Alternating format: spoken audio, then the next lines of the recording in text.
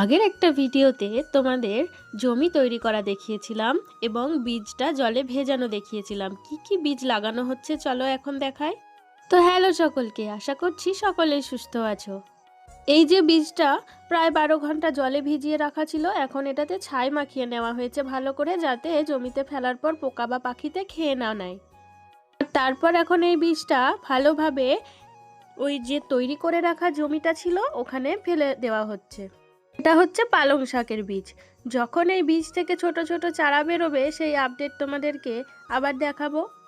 শুধুমাত্র বীজ ফেললেই হবে না, এর উপরে হালকা করে জলও দিতে হবে। আর যখন একটু একটুভাবে চারাগুলো বড় হতে থাকবে তখন অনেক বেশি করে কাদার মতো করে জল দিয়ে দিতে হবে, যাতে গাছগুলি সুন্দরভাবে বেড়ে ওঠে।